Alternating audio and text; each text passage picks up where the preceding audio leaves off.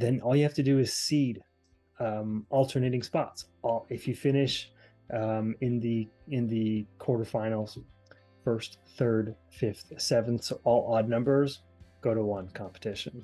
All even numbers go to the second competition, and then you can have that equitable distribution because now you've given meaning to the quarterfinals, you've given rankings to all of them, you split them in half, you have an equally number of good people in one region versus another region. Then you don't have to worry about making sure that it's fair from one to the other. You have two very comparable seedings, and then you go at it.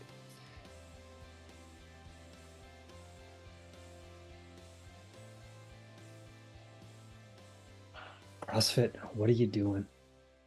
You're overcomplicating things here. So for those of you who have seen the new distribution of semifinals and how many places are going to go to each of those semifinals, I got to tell you, CrossFit, you're making this way too complicated. Either you do one competition per region and assign that many qualifying spots. So let's say North America gets 20 people, then you give the top 20 spots to that region in that one massive semifinal.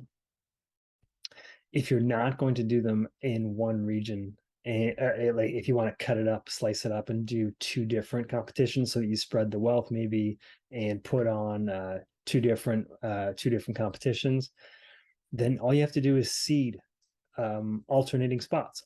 If you finish in the quarterfinals, first, third, fifth, seventh, so all odd numbers go to one competition. All even numbers go to the second competition, and then you can have that equitable distribution because now you've given meaning to the quarterfinals, you've given rankings to all of them, you split them in half, you have an equally number of good people in one region versus another region. Then you don't have to worry about making sure that it's fair from one to the other. You have two very comparable seedings, and then you go at it. The other one thought that came to mind when I was thinking about this is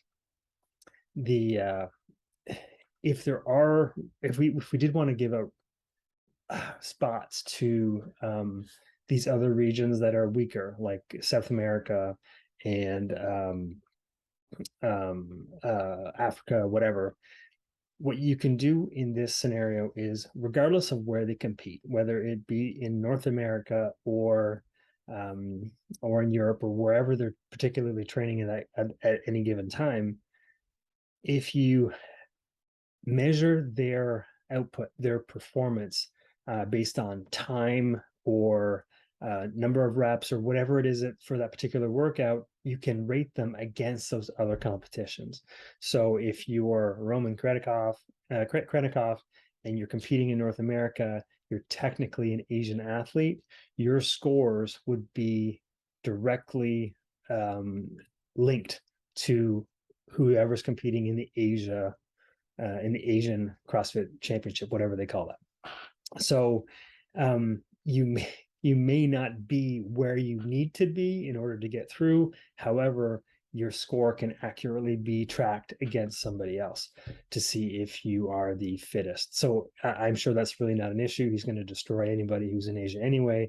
But if he's like living, working in North America, his spot would be guaranteed. And then you just go down one more spot for whoever else in the North American region is deserving of that next spot.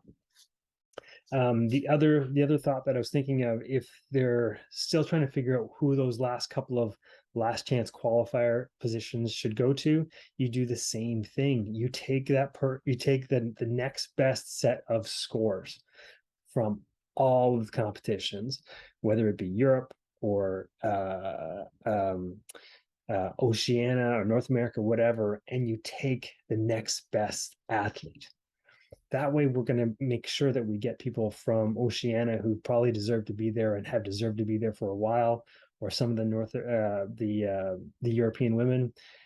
It's really important that we get the best people to the games. And I think if we simplified things, did one competition or at least a seeding version of it in North America, you then have the opportunity to do that.